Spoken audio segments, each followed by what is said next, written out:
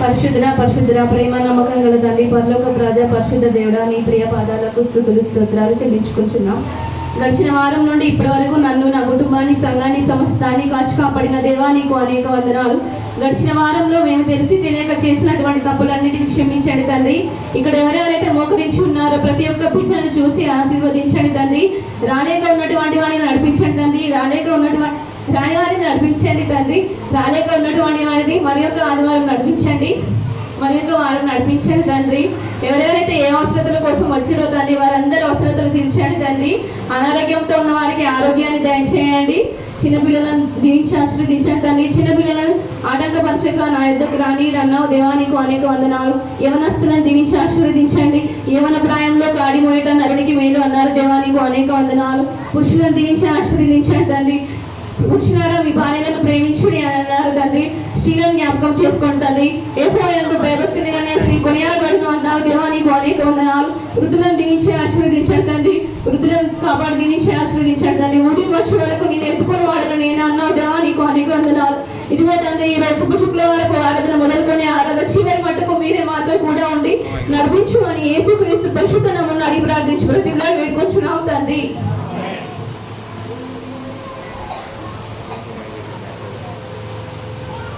యేసుక్రీస్తు ప్రశస్తమైన నామమునకు మహిమ కలుగును గాక. మన రక్షకుడైన యేసుక్రీస్తు నామమున అలాగే కూడి వచ్చిన మీ అందరికీ గుడ్ ఫ్రైడే శుభములు వందనములు తెలియజేస్తున్నాను. యేసుక్రీస్తు ప్రభువు సర్వమారి పాపముల కొరకు శిలువలో మరణిస్తూ చివరిగా 7 మాటలను పలికినారు. ఆ 7 మాటలలో మూడవ మాటను మీతో పంచుకోవాలని ఆశిస్తున్నాను.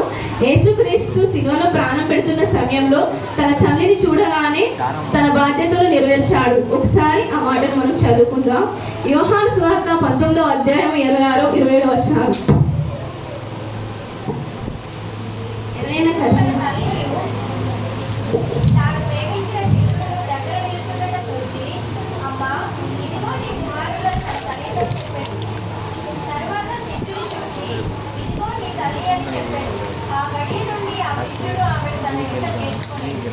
యోహాను సువార్త 19వ అధ్యాయం 20వ వచనంలో, యేసు తన తల్లియు తాను ప్రేమించిన శిష్యుడును దగ్గర నిల్చుండుట చూచి, అమ్మా ఇదిగో నీ కుమారుడు అని తన తల్లితో చెప్పెను.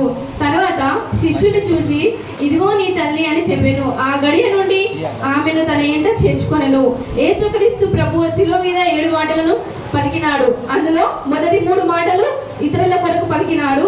తర్వాత 4 మాటలు తన కొరకు తాను పలికినాడు. ఈ యొక్క వచనాలలో మనకు 3 వ్యక్తులు కనబడుచున్నారు. మొదటి వ్యక్తి యేసుక్రీస్తు ప్రభువు. ఎవరు చెప్పండి? యేసుక్రీస్తు ప్రభు. రెండవది మరియమ్మ. మూడవది యోహాను. ఈ యొక్క 3 వ్యక్తులు మనకు ఈ వచనాలలో కనబడుతున్నారు. యేసుక్రీస్తు ప్రభు, మరియమ్మ, అలాగే యోహాను. మొదటిగా యేసుక్రీస్తు ప్రభువు. దేవాది దేవుడైన యేసుక్రీస్తు తండ్రి తనను పంపిన పనిని నెరవేర్చి తన బాధ్యతను నెరవేర్చాడు. ఇహలోకంలో తల్లిదండ్రులకు సహాయపడేవారు ఉన్నారు, సహాయపడేవారు కూడా ఉన్నారు. మనము ఒక స్టోరీ చూద్దాం. తన తండ్రి చనిపోవడంతో ఒక కొడుకు తన తల్లిని వృద్ధాశ్రమంలో చేర్పిస్తాడు. తన తల్లికి వచ్చే పెన్షన్ డబ్బులు వృద్ధాశ్రమానికి ప్రతి నెల కట్టేవాడు. ఖాళీ దొరికినప్పుడు మాత్రమే, తన మనసుకి అమ్మ గుర్తు వచ్చినప్పుడు మాత్రమే వెళ్ళి చూసొచ్చేవాడు. అలా కొన్ని సంవత్సరాలు గడిచిపోయాయి. ఒకరోజు ఓల్డేజ్ హోమ్ నుండి ఫోన్ కాల్ వస్తుంది. మీ అమ్మగారికి ఆరోగ్యం బాగాలేదు, చాలా నీరసంగా ఉంది, ఆమెకి ఇవే ఆకలి గడియలు అని ఓల్డేజ్ హోమ్ నుండి ఫోన్ కాల్ వస్తుంది. ఈ పిలుపు విన్న కొడుకు వెంటనే ఓల్డేజ్ హోమ్కి చేరుకుంటాడు. అప్పుడు, వచ్చావా నాయన, నా చివరి కోరిక ఒకటి ఉంది, నువ్వు తీరుస్తావా అని ఆ తల్లి ఆ కొడుకును అడిగింది. అప్పుడు ఆ ముసలావిడ ఏమంటుందంటే, నాయన ఒక ఫ్యాన్ పెట్టించు, ఈ వృద్ధాశ్రమంలో ఒక ఫ్యాన్ పెట్టించు, అలాగే తినే ఆహారం పాడవకుండా ఒక పెద్ద ఫ్రిడ్జ్ కూడా కొను నాయన అని అంటుంది. ఫ్రిడ్జ్ పాడవడంతో ఆహారాన్ని తినలేక కొన్ని రోజులు నేను ఏమి తినకుండానే అలాగే పస్తులు పడుకున్నానని చెప్తుంది. అప్పుడు ఆ కొడుకు, అమ్మ నీవు ఎన్నో ఏళ్ళుగా ఇక్కడ ఉంటున్నావు, నేను ఇక్కడికి చాలా సార్లు వచ్చి వెళ్తున్నాను, అప్పుడు ఎప్పుడు చెప్పని విషయాలు నువ్వు ఇప్పుడు నాకెందుకు చెప్తున్నావని ఆ కొడుకు ఆ తల్లిని అడుగుతాడు. అప్పుడు ఆ తల్లి ఇలా అంది, బాబు నేను ఎలాగో ఎండల్ని ఆకలి బాధల్ని తట్టుకున్నాను, రేపు నీ పిల్లలు కూడా నిన్ను చేర్పిస్తే నువ్వు తట్టుకోలేవురా నాయనా అని ఆ తల్లి అంటుంది. ఆ మాటలు విన్న ఆ కొడుక్కి తను చేసిన తప్పేంటిదో తెలిసి వచ్చింది. కానీ అప్పటికే చాలా ఆలస్యం అయిపోయింది. తాను బ్రతికుండగానే తల్లి వృద్ధాశ్రమంలో చేర్పించిన కొడుక్కి జాగ్రత్తగా ఉండు నాయనా అని అంటూ ఆ తల్లి ఆ కొడుకు చేతిలోనే కన్ను మూసింది. చూసారా, ఇప్పుడు మన తల్లిదండ్రులను మనం ఎలా చూసుకుంటున్నామో రేపు మన పిల్లలు కూడా మనల్ని అలాగే చూసుకుంటారు. ఇవి అందరికీ తెలుసు. ప్రభువు తాను భారమైన శిల్వ శ్రమ అనుభవిస్తున్నప్పటికీ తన బాధ్యతగా తన తల్లిని శిష్యునికి అప్పగిస్తున్నారు. అమ్మ అని సంబోధించడం వలన యేసు ప్రభువు వారు శిలువలో కూడా తన తల్లిని మరవలేదు. అమ్మ అనే పదం ఎంతో గమనీయమైనది. తల్లని దేవాది దేవుడైన యేసు మరొకపోవడం లోకంలోని బిడ్డలందరికీ మాది. నిర్గమకాండం 20వ అధ్యాయం 12వ వచనం. నిర్గమకాండం 20వ అధ్యాయం 12వ వచనం. నీ తండ్రిని నీ తల్లిని సన్మానించుము అని వ్రాయబడి ఉంటుంది. ఇది వాగ్దానంలో కూడిన ఆజ్ఞలలో మొదటిది. అంటే తల్లిదండ్రులను సన్మానించడం అనేది ఆజ్ఞ మరియు దీవెన. రెండవదిగా యేసు తల్లి అయిన మరియ. ఇక్కడ మనకి యోసేపు ప్రస్తావన అనేది అక్కడ మనకు కనిపించదు. చరిత్రకారులు ఏమంటారంటే యేసయ్య శిలువ మరణం పొందే సమయానికి యోసేపు మృతి నొందాడు, అందుకే యోసేపు మనకు అక్కడ కనబడడు. ఇప్పుడు మరియకు యేసయ్య యొక్క అవసరత చాలా ఉంది. లేఖనముల ప్రకారము మరియ తన గర్భంలో లోకరక్షకుడైన ప్రభువుకు జన్మనిచ్చే అద్భుతమైన అవకాశంను పొందుకొని ధన్యురాలైంది. ఈ ధన్యతను పొందుకొనుటకు అనేక అవమానములు నిందలు కూడా భరించింది. లూకా సువార్త 2వ అధ్యాయం 30వ వచనం. లూకా సువార్త 2వ అధ్యాయం 35వ వచనం.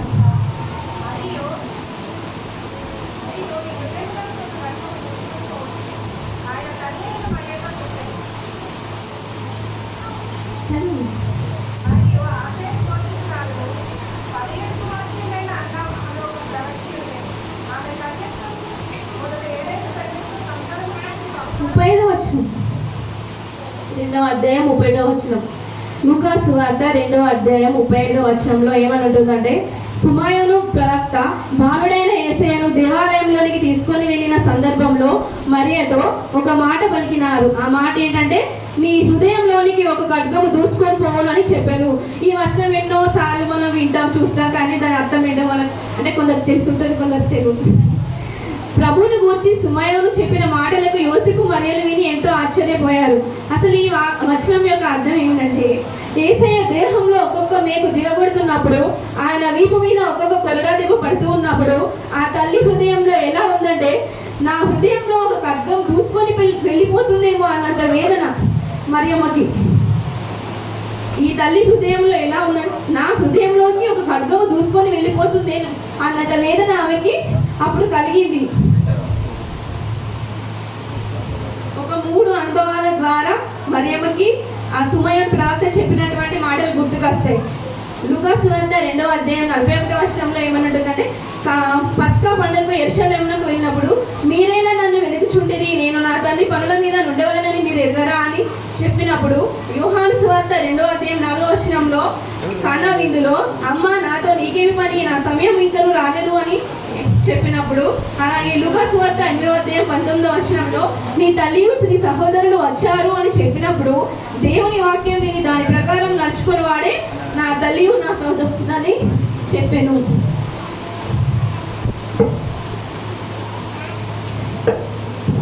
ఒక స్టోరీ చూద్దాం. రవి అనే బాబుకి చాలా చిన్న ఏజ్లోనే వాళ్ళ డాడీ చనిపోయాడు. వాళ్ళ మమ్మీ ఒక్కతే ఇళ్లలో పని చేసుకుంటూ, గిన్నెలు తోముకుంటూ, బట్టలు ఉతుకుంటూ, అక్కడ పాచి పనులు చేసుకుంటూ ఆ బాబుని బాగా చదివించాలని అనుకుంది. ఎవరు అనుకున్నారు? రవి వాళ్ళ తల్లి. నేను పడ్డ కష్టం మా బాబు పడకూడదు అని చాలా డబ్బులు పెట్టి ఆ బాబుని చదివించాలనుకుందట. ఒకరోజు ఏమైందంటే రవి లంచ్ బాక్స్ మర్చిపోతాడు. అప్పుడు రవి వాళ్ళ మమ్మీ లంచ్ బాక్స్ తీసుకొని స్కూల్కి వెళ్తే, అరే ఎవరినా అమ్మా నీకు లంచ్ బాక్స్ తెచ్చినా అమ్మా అని వాళ్ళ ఫ్రెండ్స్ అడుగుతారు. అప్పుడు రవి ఏమంటాడంటే, ఆమె మా పనమ్మాయిరా అని చెప్పాడంట. ఆ మాటలు విన్న తల్లి చాలా ఏడ్చుకుంటూ ఇంటికి వెళ్ళిపోయింది. ఇంత కష్టపడి నేను ఆ కొడుకును, నా ఇష్టమైన కొడుకుని, ఎంతో ప్రేమించే కొడుకును, వాడి కోసం నేను కష్టపడి పని చేసుకుని ఇంత పెద్ద స్కూల్లో నా బిడ్డను జాయిన్ చేస్తే ఈరోజు వాడు నన్ను ఏమని పిలిచాడు? పనమ్మాయి అని పిలిచాడు. అప్పుడు ఆ కొడుకు వస్తాడు. ఇంటికి వచ్చి, మమ్మీ చెప్పానా నీకు స్కూల్కి రావద్దని? ఎందుకు, నా పరువు తీయడానికి వచ్చావా స్కూల్కి? అందరి ముందు నన్ను ఏమనుకుంటారు? నేను అంత రెడీ అయ్యే స్కూల్కి వెళ్తే నువ్వు ఒక గుడ్డు కన్ను వేసుకొని, చింపులు జుట్టేసుకొని, పాత బట్టలు వేసుకొని నా పరువు తీయడానికి వచ్చావా? ఇంకోసారి నా స్కూల్కి వచ్చావంటే చూడు నీ సంగతి చెప్తాను అని ఆ బాబు ఆ తల్లిని అంటాడు. అప్పుడు ఆ తల్లి, అరే నేనేం చేశానురా, నేను నీకు బాక్స్ ఇవ్వడానికి వచ్చానురా, నా బిడ్డకు ఆకలి వేస్తుంది అని నీకు లంచ్ బాక్స్ ఇవ్వడానికి వచ్చానురా అని ఆ తల్లి అంటుంది. ఆ బాబు ఏమన్నాడు, ఇంకోసారి నేను తినకపోయినా పర్వాలేదు కానీ నీ గుడ్డి కనుక నా స్కూల్కి వచ్చిన పరువు తీయకు మమ్మీ అని చెప్తాడు. అప్పుడు ఆ కొడుకు ఏమంటాడంటే, నీ దగ్గర నుండి చదువుకోవడం కంటే వేరే దగ్గరికి వెళ్ళి చదువుకుంటానని చెప్పి వెళ్ళిపోతాడు. అలా రవి వెళ్ళిపోయిన తర్వాత ఆయనకు పెళ్ళైపోయింది, 2 పిల్లలు పుట్టారు.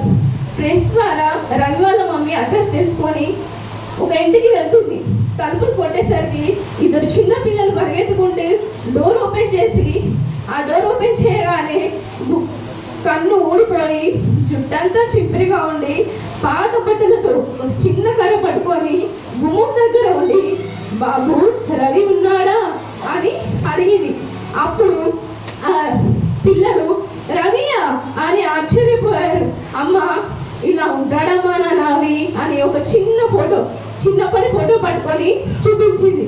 అప్పుడు పిల్లలు వెంటనే ఇంట్లోకి వెళ్ళి, డాడీ డాడీ ఎవరో ముసలామో ఒక పిచ్చామో వచ్చింది డాడీ, ఆ పిచ్చామా రవి రవి అని పిలుస్తుంది అని ఆ పిల్లలు రవిని అన్నప్పుడు, ఒకవేళ ఆమె మా మమ్మీ అని చెప్తే మా పిల్లలు, డాడీ మీ మమ్మీ ఇంత పిచ్చిదా, మీ మమ్మీ ఇంత పిచ్చిదా గుడ్డిదా అని ఎలా ఎగతాళి చేస్తారో అని ఆమెను చూసి రవి ఏమన్నాడంటే, రవి ఎవరు లేరు, వెళ్ళిపోండి, వెళ్ళిపో అమ్మా, వెళ్ళిపో పో అని రవి వాళ్ళ అమ్మను అంటాడు.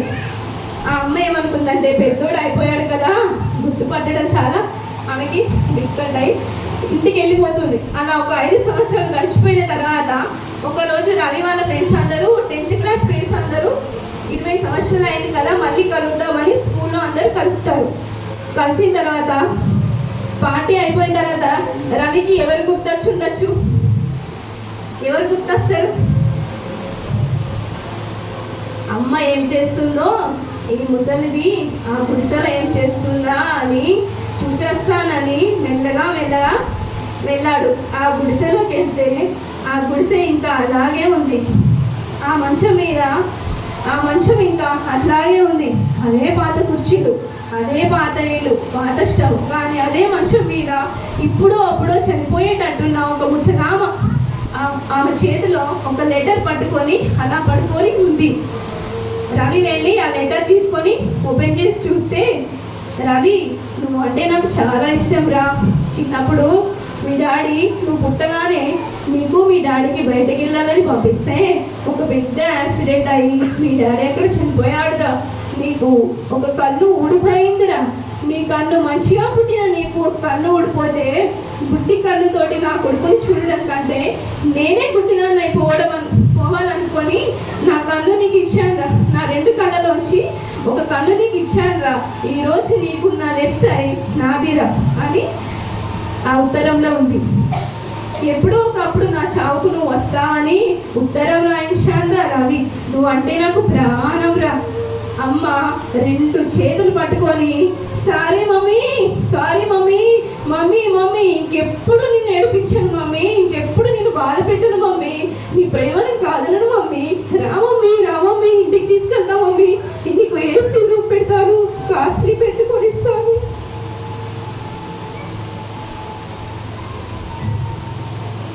అప్పటికి ఆ రవి తల్లి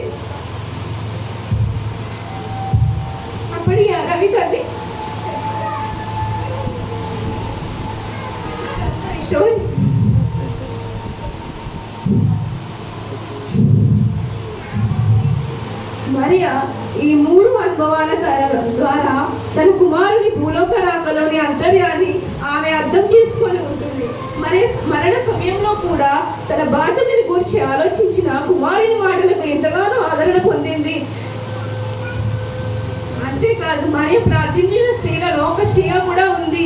ఇక్కడ కూర్చున్నటువంటి వారిలో ఈ యొక్క 40 రోజుల ఉపవాస ప్రార్థనలు ఎంతో మంది చేస్తుంటారు, కానీ కొందరు బయట చెప్పుకుంటారు, కొందరు బయట చెప్పుకోరు.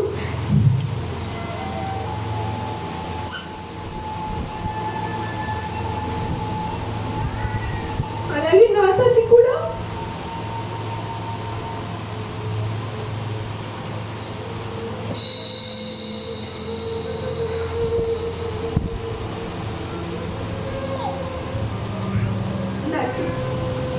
నా చిన్నప్పటి నుండి చూస్తున్నా.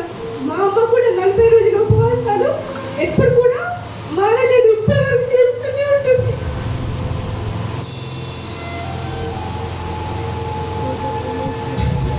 ప్రతి శుక్రవారం ఉపవాసం చేస్తారు. ఈ 40 రోజుల ఉపవాసాల తనకి ఆమెకు ఆరోగ్యం సహకరించకుండా కూడా ఇప్పటికీ 40 రోజుల ఉపవాసాలు మా తల్లి చేస్తారు. ఇక్కడ ఉన్నటువంటి వాళ్ళు కూడా ఎంతో మంది ఉన్నారు. మన తల్లిదండ్రులు మన కోసం ఎంతో కష్టపడి మనల్ని చదువుకుంటారు, చూస్తారు. తల్లి మనం ఎన్నో మాటలు అంటాం, ఒకసారి ఆ తల్లి ఏదైనా ఊరికి వెళ్తే చూడండి, అప్పుడు మనం ఆ పనులు చేసుకుంటే మనకి ఎలా ఉంటుందో ఆ తల్లి మనకు గుర్తొస్తుంది.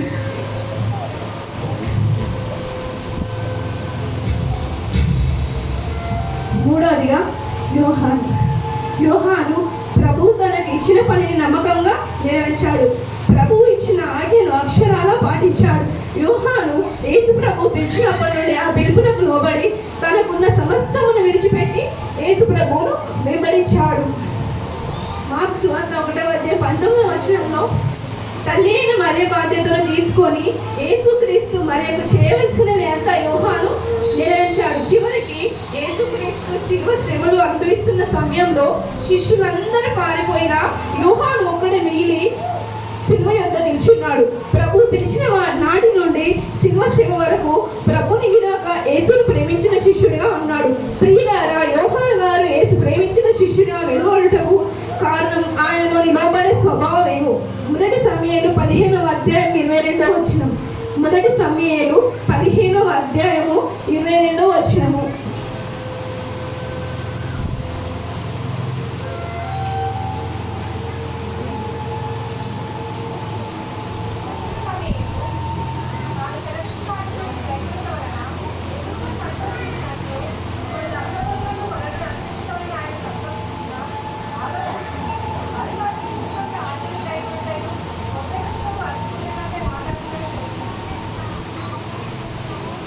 మొదటి సమూయేలు 15:22 ప్రకారము బలులు అర్పించుట కంటే ఆజ్ఞను గైకొనుట మాట వినుటయు శ్రేష్టము. యోహాను అతి శ్రేష్టమైన లక్షణం కలిగి ఉన్నాడు కాబట్టి ఆయనకు శ్రేష్టమైన బాధ్యతను అప్పగించారు. ప్రభువు నిన్ను నన్ను కూడా ఏర్పరచుకొని పిలుచుకున్నారు.